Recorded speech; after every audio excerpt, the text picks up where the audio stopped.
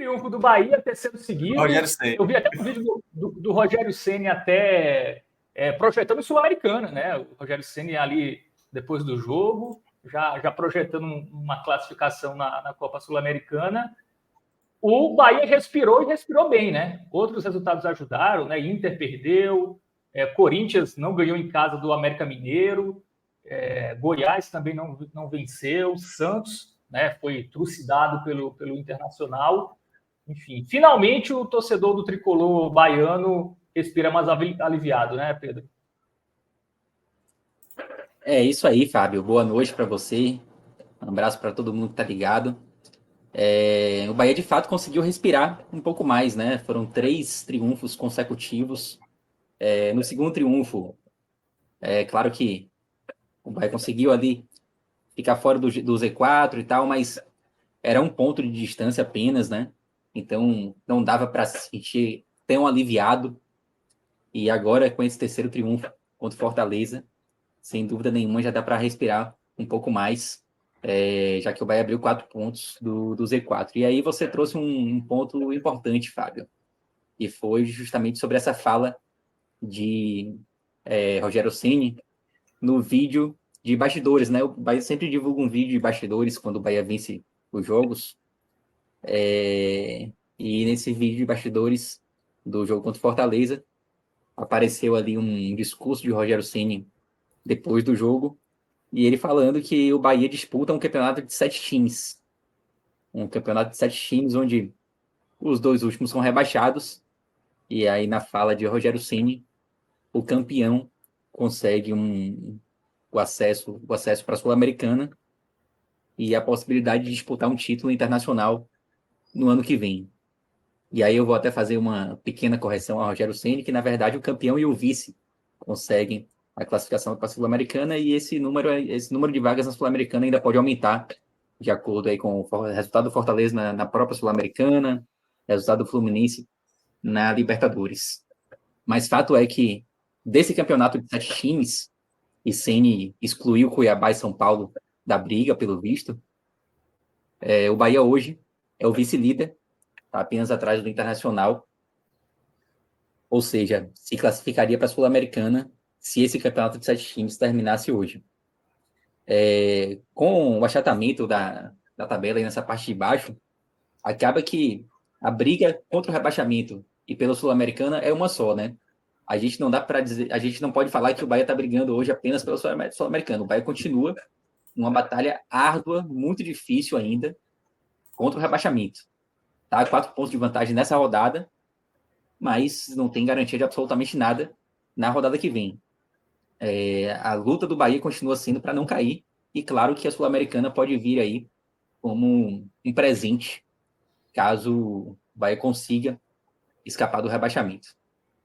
O campeonato é um só, né? Tá todo mundo muito próximo. Na rodada passada, essa região da tabela estava muito mais achatada. A gente viu aqui, citamos que a diferença do 12º colocado para o 18º era de apenas 2 pontos, um recorde na história do Brasileirão, quando a gente pegava o recorte da 27ª rodada. Essa diferença aumentou um pouco mais agora, são 5 pontos entre o Inter e o Santos, graças aos bons resultados de Inter, Bahia e Cruzeiro, né? Esses 3 times conseguiram bons resultados nessa rodada e ainda se aproveitaram de tropeços dos demais times dessa briga contra o rebaixamento. Corinthians, um tropeço absurdo, assim, empatou com o América, estava perdendo até o último segundo, praticamente, do jogo, e acabou conseguindo empatar. O Goiás empatou com o Cuiabá, e Vasco e Santos perderam seus jogos, né? O Vasco perdeu de 1-0 do Flamengo, o Santos levou uma cacetada, assim, memorável, 7-1 para o Inter. Uma goleada, aliás, Santos, da história, né? Igualou com aquele 7-1 do Corinthians de 2005, lembra? Que o jogo isso, foi até refeito maior, e tal. Aquele gol maior goleada, coisa assim. Vários jogadores fizeram. Maior goleada sofrida pelo Santos no Campeonato Brasileiro. Nesse século, o Santos até sofreu aquele 8-0 contra o Barcelona, né, naquele amistoso, em 2013, se eu não me engano.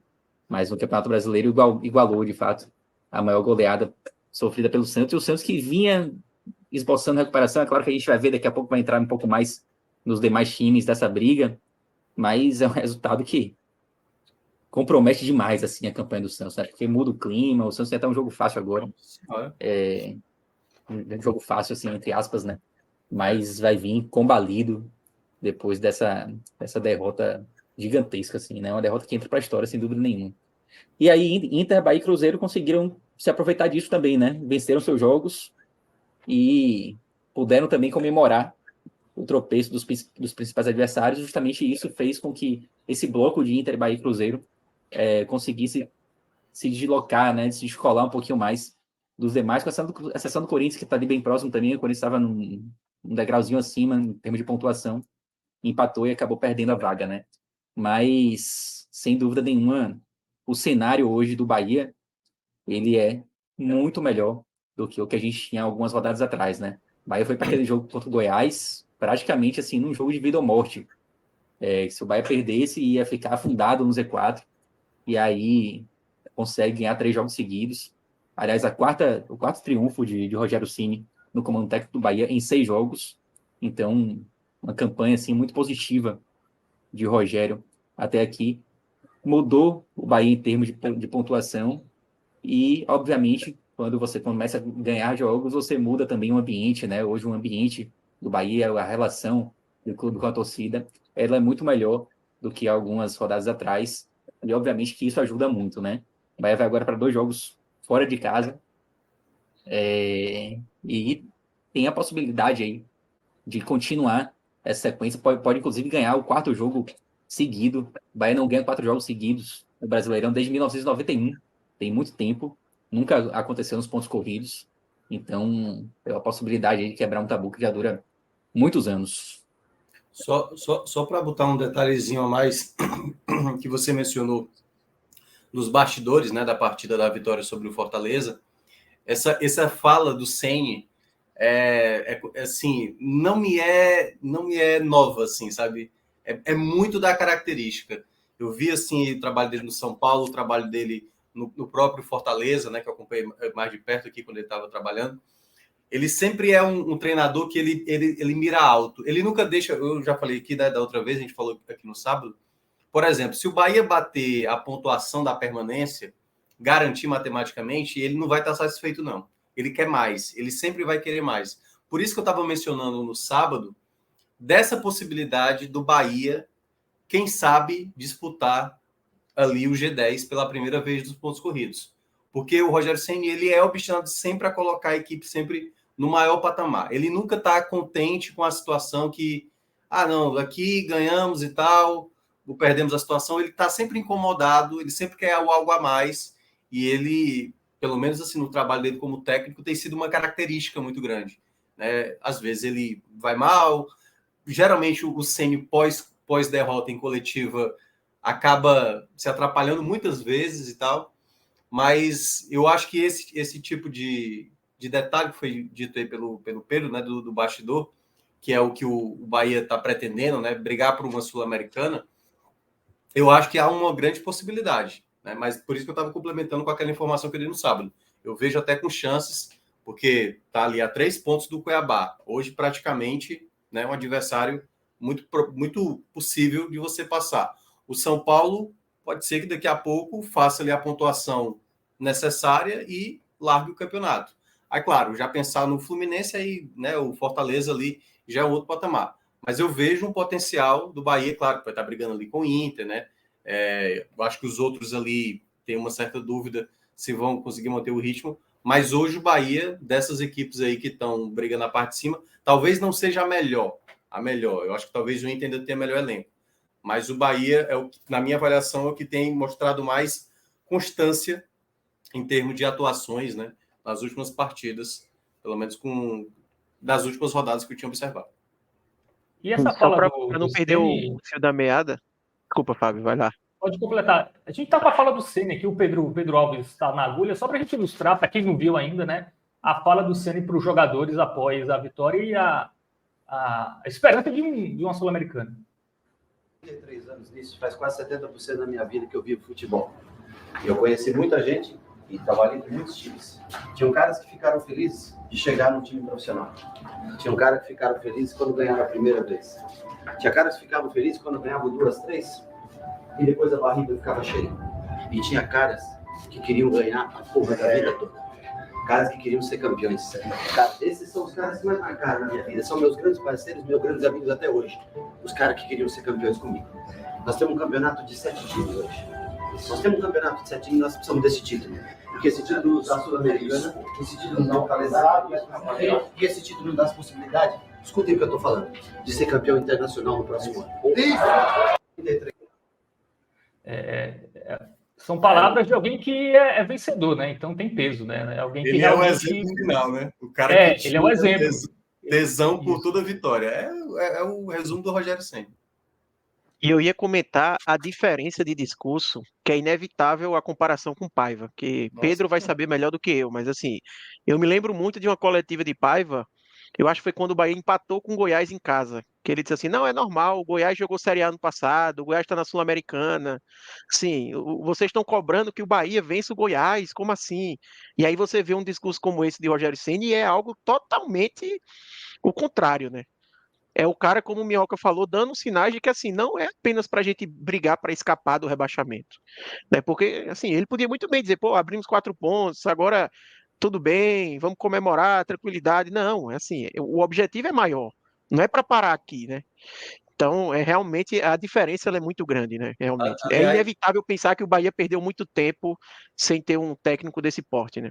o fator Fortaleza que está acontecendo ainda, né, nessa situação, a importância do Rogério Ceni é muito importante também devido a isso. Quando ele vai disputar a Série B, a meta do Fortaleza era, não, G10. Passamos 8 anos na Série C, o importante é se manter pelo menos no campeonato de pontos corridos, né? Porque Série B tem o dinheiro e tudo mais, Série C não tem isso.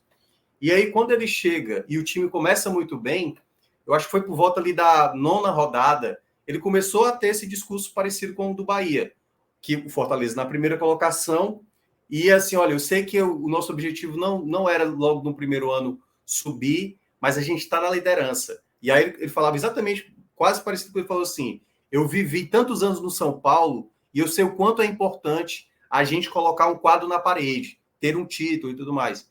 Então esse discurso foi determinante também para o próprio Fortaleza mudar um pouco essa mentalidade de não só subir tá valendo a pena. No caso, ele incutiu na cabeça de sempre buscar o algo a mais, que é algo que o Bahia, quando a gente olha nos últimos anos, o Bahia, né, o principal clube do Nordeste, pelo menos da minha avaliação, em termos de história, né, sempre, sabe assim, ser um clube que não conseguia fazer um campeonato brasileiro com tamanha propriedade, assim, né? Você via outras equipes, como a gente já viu o Vitória, como já viu o Sport, o Fortaleza recentemente, conseguir fazer boas campanhas na Série A, e o Bahia, tendo até condições, teve até alguns anos atrás condições, né, de fazer um bom time, fez um bom primeiro turno, mas aí chegava no segundo turno, o negócio desandava. Então, eu acho que é uma peça importante, sabe? Uma pessoa com esse tipo de pensamento que aí é quase como a mentalidade interna acaba mudando, né? Apesar do Rogério Ceni muitas vezes ter falado recentemente, né, Pedro, de que os jogadores são muito tímidos, né? Ele estava até descrevendo cada atleta e dizendo, não, o Cauli, por exemplo, é um cara mais tímido, né? Não são jogadores tão extrovertidos, assim. E aí ele tem o staff, né? O preparador físico dele é muito enérgico, assim, sabe? Dos jogadores estarem muito focados naquilo que é o objetivo principal, que é sempre buscar a vitória. Então, acho que é um ponto importante aí que o Bahia pode ter nos próximos anos. Que o cara acabou de mencionar, tudo bem, pode ter sido ali uma fala mais de motivação, mas ele já meio que disse assim, olha, vamos buscar o título internacional no próximo ano. Então, ele já está colocando essa possibilidade que o Bahia tem condições de brigar por um título em 2024. E esse recorte, né, que a gente está vendo na tela aí, da classificação do segundo turno, Bahia é o terceiro. Né? Então já mostra essa evolução das equipes da parte de baixo. É a equipe que tem o melhor desempenho recente, né? O melhor desempenho no segundo turno. Então isso realmente dá sinais que o Bahia pode mais, né, Pedro? Eu marquei justamente essas 7 equipes que fazem parte desse campeonato hipotético que Ceni citou. E o Bahia é o mais bem posicionado dessas 7. Quem vem logo após o Bahia, esse grupo é o Vasco. Tem 14 pontos no retorno. Depois o Santos, que vem dessa cacetada, né? Então, vamos ver o que é que vai acontecer, se o Santos vai de fato conseguir reagir após esse 7-1, né? Ou se vai ficar ali na zona de rebaixamento mesmo. E um destaque negativo para Corinthians e Goiás, com as piores campanhas do segundo turno entre essas equipes que disputam para não cair, né? Corinthians num momento muito ruim, assim, um resultado desastroso até, eu diria, contra o América, mesmo tendo conseguido um empate no final.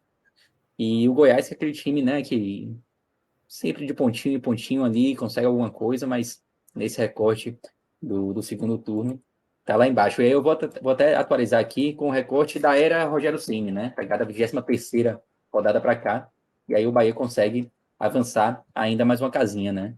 Vai para a segunda posição, somente atrás do Bragantino. Então, de fato, é uma mudança, assim, do contexto do Bahia no campeonato, desde a chegada de Rogério. E eu ia comentar assim, Pedro trouxe a tabela olhando desde o retorno, mas se a gente pega um recorte até mais curto dessa semana, o Bahia ele é o grande vencedor dessa semana, dessas 7 equipes, né, que Rogério Ceni falou. Ele é o único que venceu as 2 partidas. A gente teve quase que todas as equipes vencendo algum jogo, mas só o Bahia que conseguiu vencer as 2 partidas, né? O Bahia Pegou o é o Bragantino e principal Flamengo. vencedor. Mas eu estou focando ali na Na parte de disputa do baixo, né? Bahia, Ah, né? tá, do Aquelas pessoal sete de baixo. equipes. Isso, Perfeito, aqueles sete perfeito. equipes do campeonato do Bahia, só ele venceu 2 partidas. Para mim, obviamente, o principal derrotado é o Santos, porque é o Total. único também que não somou nenhum ponto, e além Tomou disso, 10, levou uma né? traulitada Tomou 10 de gols, pô. 10 gols, 7-1 do Inter, e assim, cabe destacar que pegou o Inter, que era o pior ataque do campeonato, É. com 23 gols, aí você leva 7 gols dessa equipe. Eu acho que tem muito ali do João Paulo não ter jogado, até porque o Inter chutou 7 vezes na barra, foram 7 gols. Foi. Então, provavelmente, Foi se muita tivesse João Paulo finalização. ali, Foi muita finalização em cima do Vladimir e, assim, eu acho que nem na Série C a gente consegue ver goleiro tomando gol tantas vezes em cima dele, assim. Foi algo pavoroso, assim. com certeza, se fosse João Paulo no gol, assim, era muito provável que o Santos perdesse, claro, mas assim, de 7, com certeza não seria. Né? Foi um desfalque pesadíssimo para o Santos. E é aquele tipo de derrota que você fica, como o Pedro já comentou, né, na dúvida de como é que o Santos vai ficar agora. A gente É. teve o programa na última sexta, e eu me lembro que eu comentei que, assim, embora o Santos tivesse perdido para o Bragantino, ele dava a impressão de que ia sentir menos essa derrota do que o Cruzeiro, por exemplo, que é uma equipe que vinha em momento muito pior. Só que aí agora, nessa rodada, a gente teve o inverso, né? Normalmente foi isso que aconteceu nessa semana. Quem foi bem na rodada do meio de semana foi mal no final de semana e o contrário, né? O Cruzeiro, por exemplo, ele foi mal no meio de semana, perdendo para o Flamengo, mas depois se recuperou num clássico, teve uma vitória importantíssima. Acho que o Cruzeiro ele é a antítese do Santos, porque ele vinha num momento muito ruim, mas ele consegue uma vitória agora que tem tudo para dar um ânimo renovado à equipe, né? Por mais que ele agora vai ter uma decisão contra o Bahia, né? Que pode aí colocar tudo isso por água abaixo. Mas além da vitória, o Cruzeiro também conseguiu ter uma boa atuação no segundo tempo, né? Dominou o Atlético, então foi realmente uma partida muito importante. Outro grande perdedor da rodada foi o Corinthians, né? Que a gente já comentou. O Corinthians ele teve no meio de semana um resultado, dá para chamar de positivo, o empate fora de casa com o Fluminense. Eu fico na dúvida ali, porque como levou o gol no finalzinho, né, fica aquele gosto amargo que podia ser uma vitória, mas a atuação que teve contra o América ontem, assim, mais do que só o resultado, assim, de se preocupar muito, né? A gente não viu os próximos jogos do próprio Bahia, né? A gente começou É falando pelo verdade. Bahia e não Bahia, passou a aqui gente tem. pelos jogos. Vou puxar aqui Cruzeiro, rapidinho. Mas quarta-feira. isso aí é um sentimento bom, viu, Pedro? Quando a gente já não tá nem mal olhando pro Bahia, porque já É, tá quase a gente tranquilo. começou. A Tá gente viu um quase monte de coisa do Bahia, né? Mas faltou a sequência. E aí, quem acompanhou os últimos programas, onde a gente atualiza esses blocos e tal, viu que a gente comentava, né? Que esses 2 jogos contra Inter e Fortaleza eram jogos que, se o Bahia tivesse conseguido fazer a parte dele, eram jogos para deixar o Bahia mais tranquilo na tabela, e acabou funcionando dessa forma, né? O Bahia venceu os 2 jogos ali, acabou deixando o Bahia um pouco mais tranquilo, mesmo não tendo feito a parte dele contra Santos e contra o Vasco. Mas agora o Bahia sai para 2 jogos fora de casa contra Cruzeiro e Palmeiras. Cruzeiro um jogo de 6 pontos, né? Duelo direto.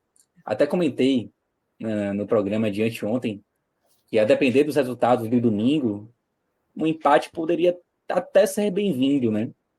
É claro que vencer o Cruzeiro é de uma importância gigante para o Bahia. O Bahia precisa jogar para vencer. Mas no cenário atual, você segurar o Cruzeiro abaixo na pontuação, a depender do contexto do jogo, especialmente a depender do contexto do jogo, o empate pode ser bom também. Isso não aconteceria se o Bahia não tivesse conseguido vencer os três últimos jogos, né? O Bahia teria necessidade de vencer o Cruzeiro. Com os últimos resultados, dependendo do contexto, obviamente, o empate pode ser positivo também. E aí vai para o Palmeiras que vive uma fase ruim no campeonato, talvez seja o melhor momento para você enfrentar o Palmeiras, embora tenha vencido na última rodada. E vai para aquele jogo contra o Fluminense, que até se fala que o Fluminense vai tentar adiar, partindo Será que pressuposto teremos da a CBF. jurisprudência agora, já que adiou? É isso. Peraí, ó. É justamente isso. Já que vai ter o uma data a Fluminense. mais mesmo, Eu já sei, porque tem que acontecer o seguinte: tem que ter um problema no jogo do Palmeiras com o Bahia para atrasar o jogo do Bahia pronto, a mesma coisa que aconteceu com Não, mas pode usar o argumento que vai ter que ter uma data a mais por causa do jogo Fortaleza e Botafogo. Vai ter que ter outra data. Se vai ter outra data para esse jogo, pode ter outra data para Bahia. A minha dúvida é assim: o Fortaleza e Cruzeiro eu acho mais fácil colocar a data FIFA. Acho difícil que vá ter jogadores das duas equipes sendo convocados. O que, na verdade, gera de dúvida é o Fluminense e São Paulo. E o Fortaleza e Botafogo. Porque aí, se o Botafogo tiver jogador convocado, o Botafogo vai bater a perna. Não vou ceder, não. E aí isso vai gerar um problema, por isso que o Botafogo também fez todo esse away, né? Todo esse... o Fluminense tem um técnico, né? Na data FIFA, então aí realmente... o Fluminense tem técnico. Só que aí também depende também do que os times vão conseguir nas finais, né? Se o Fortaleza é campeão da Sul-Americana, aí tanto faz, tal, aquela coisa. E o Fluminense é a mesma coisa. Se for campeão, beleza. Bota aí o time de garotos e tal. Mas o Fluminense eu fico curioso justamente porque como é que vai ser Diniz na seleção e o Fluminense jogando na época assim. É complicado. Real, né? É por isso que tá interino, pô. E tem que ver, eu não sei, eu acho que o Fluminense não tem. Se o Fluminense perder a Libertadores, aí, meu amigo, o Diniz, aí não tem o que fazer, não. Aí vai ter que colocar... Eu acho que vai acabar estendendo o Campeonato Brasileiro. Coloca o interino na seleção brasileira. E ele vai... Aí o cara vai ganhar na Argentina. O cara ganha na Argentina. Aí você for, pô, melhor que o Diniz.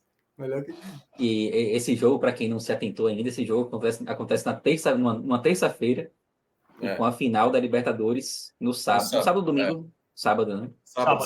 É o mesmo que ia ser do Fortaleza com o Botafogo, né? Que ia ser, no caso, amanhã, no caso, terça-feira, para acontecer a final no sábado. Fortaleza jogando no Uruguai.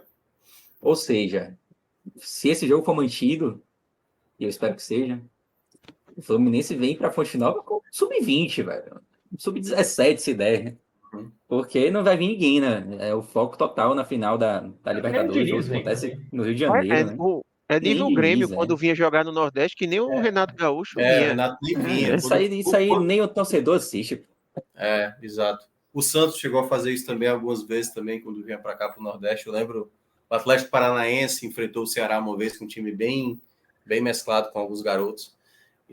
Mas eu acho que é como o Fábio falou no sábado, né? Aquela situação, né, Fábio? Tem 4 jogos aí do Bahia que é jogos para dizer assim, não, vai ficar, né? Esse do Fluminense, o do São Paulo, o do Cuiabá que você colocou, mas eu botei um asteriscozinho, né? Porque o Cuiabá é o safado aí do fora de casa. E o jogo contra o América na penúltima rodada, né? É onde o Bahia tem talvez considerado o favoritismo assim, nos 4 duelos. E com 12 pontos, o Bahia ia para 46 pontos, né? Tipo, muito difícil. Um rebaixamento quase impossível, né? Um rebaixamento com 46 pontos. Pode acontecer, Seria recorde, né? Seria recorde, eu acho. Seria o recorde. Não, eu até citei aqui, já teve time na Série B, caindo com 47. Que foi o Icasa. O Icasa aqui do estado, ele caiu com 47, assim, ó. Sacanagem, É né? muito azarado o Icasa, Mas eu né? tenho Meu sorte, Deus Não, do né? céu. Não, é porque o pessoal sempre vende essa imagem, né? Não, chega no 45 é a pontuação que Uhum. escapa. Pois é. A Não é Série B assim. ao menos A que Série você B tem seja o uns números Icasa. marcantes, né? Aquele 71 do São Caetano que não 71 do São subiu, Caetano não o subiu, 59 do Vitória que subiu. isso, exatamente. Então, não vão cair nessa de 45 garante permanência, não. Pode ser que precise de mais. Eu até sempre cito também aquele ano do Juventude, que poderia ter caído 46 se o Bahia tivesse ganhado do Fortaleza, naquele ano que ele foi rebaixado. Mas, em todo caso, eu vejo uma tabela bem tranquila para o Bahia nessa reta final. E aí já é a deixa para a gente dar uma olhada nessa tabela aqui, né? Que é aquela que compara a média de pontuação das edições anteriores com a pontuação atual da Série A. E nessa rodada agora, praticamente todos os setores da tabela, eles se aproximaram um pouco mais da média, né? A gente ainda tem aquele grupo ali que vai do sexto colocado até o nono, que é um grupo que pontua acima da média, tem o Fluminense 3 pontos acima da média do nono colocado, o Fortaleza 2 pontos acima da média do oitavo colocado. Mas se a gente olhasse essa mesma tabela na rodada passada, a diferença era muito maior. Esses times perderam, né? Fortaleza, Fluminense, Atlético Mineiro, todos perderam. E com isso, aquela média que era muito alta, ela se aproximou da média, embora continue acima. E na zona de rebaixamento, tá praticamente dentro da média, né? Com exceção do Santos, que tem uma pontuação maior do que a média do 18º colocado, mas as posições cruciais para essa análise, que são o 17º lugar e o 17º lugar, elas estão exatamente na média dessas posições no comparativo com edições anteriores, né? Isso leva a crer, claro que não dá para bater o martelo, até porque existe um movimento de subida, né, da pontuação desses times da parte de baixo, mas se a gente projetar esse mesmo recorte de hoje, a gente teria um 17º colocado com 41 pontos, que é a média histórica do 17º, e o 16º com 43. Então dá para a gente falar de uma pontuação de costa de 42, mantendo-se essa projeção atual, né? Mas é claro, como a gente sabe, o nível de pontuação dos times da parte de baixo vem subindo. Então, esse número ele pode seguir subindo, como vem acontecendo nas últimas rodadas. Olha como é curioso, né? Para se falar muito dessa pontuação, de quanto seria para ficar, né? Para cair e tudo mais, o comportamento de alguns anos, eles vão dando uma noção, às vezes, de uma pontuação mais baixa ou elevada. Por exemplo, a gente tem as duas equipes, né, que somaram menos pontos, América Mineiro e Curitiba, bem abaixo, né, assim, do que é o comum. E isso faz com que essa pontuação agora volte à normalidade, o que até algumas rodadas atrás parecia que ia ser mais baixa. Mas se você olha 2014, o Lanterna tinha 29, pô. Tinha 29 pontos o Lanterna. É muito ponto. Melhor lanterna da história. E ele escapou, que é o Curitiba, né? Que era o Curitiba. Uhum. Curitiba conseguiu escapar. O Vitória caiu junto com o Bahia, com o Criciúma e com o Botafogo. E foi um ano com 40 pontos. Foi assim, depois em 2019 teve aquela permanência do Ceará com 39, foi a mais baixa, né? A pontuação. Mas essa aí foi a primeira vez. Mas devido a isso, porque a gente tinha também as piores equipes do campeonato fazendo muito ponto. E isso faz com que, nesse caso especificamente, acabou afetando. Às vezes depende do bloco ali que acaba brigando muito na parte de baixo. Aí quando você tem uma lanterna muito fraco, coloca aí 2007 aí, que foi no caso do América de Natal. Ó, já foi 45, 44, entendeu? Uhum. Que o América dava muito ponto, né? O América dava muito ponto, né? E qual foi aquele outro ano também, que foi da Chape recentemente, que foi a pior campanha? Deve ser ali, né? 2021. 2021, exato. Ó, pronto. Era o ano que, se o Bahia vence o Fortaleza na última rodada, a gente ia ter o Juventude rebaixado com 46. Então, quando tem realmente assim ou um time fazendo muito ponto, ou um lanterna dando ponto para todo mundo, às vezes afeta numa pontuação mais elevada. Se o América e o Curitiba aí não atrapalharem, ou seja, se começarem a dar só 3 pontos para a turma, isso pode fazer a pontuação ficar elevada. E a gente, nesses anos, tinha as duas coisas, né? Porque a gente tinha também líderes disparados, né? É. Em O Atlético Mineiro acho 2007 a que gente só tinha ficou abaixo do Flamengo, né? De 2019, né?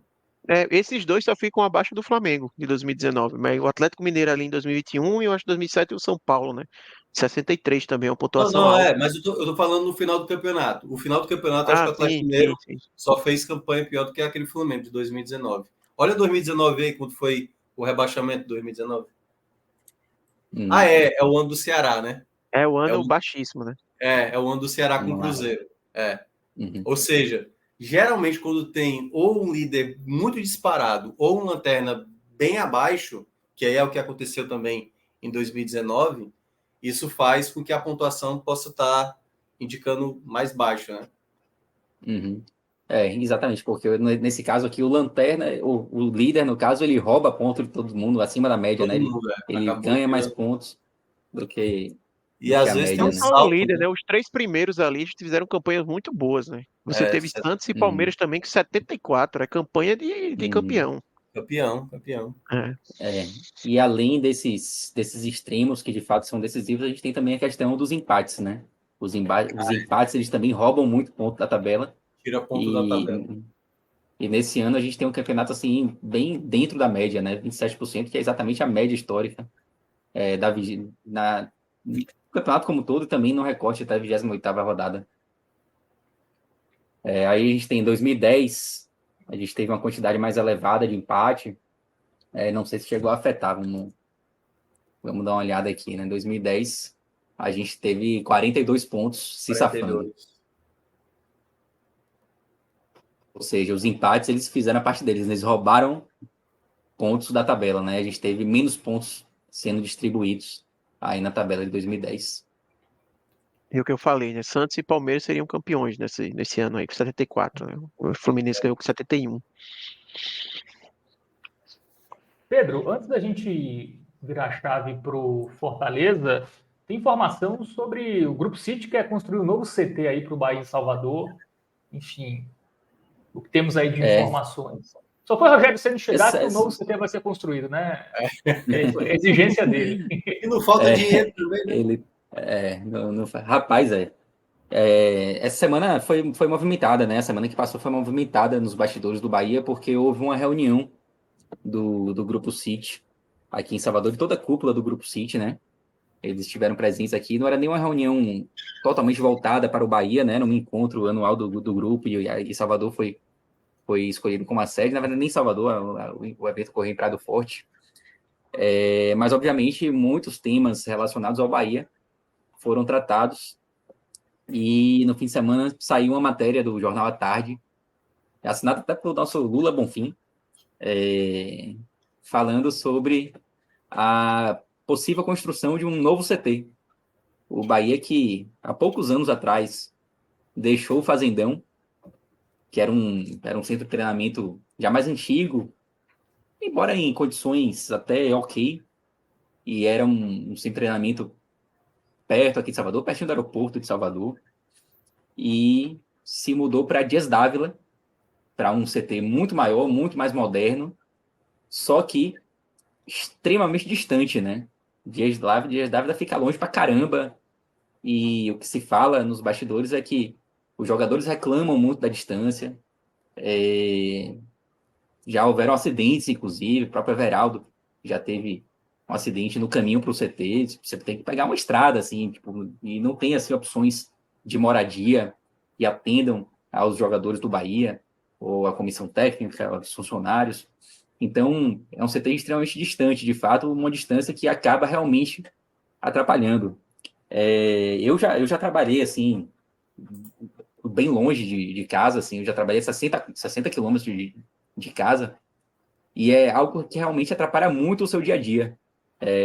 Às vezes, você não consegue resolver um problema que quando você trabalha ali no centro da cidade, você consegue resolver na hora do almoço e tal. Claro que o horário de jogador de futebol é totalmente diferente do horário comercial, mas não deixa de atrapalhar a logística também.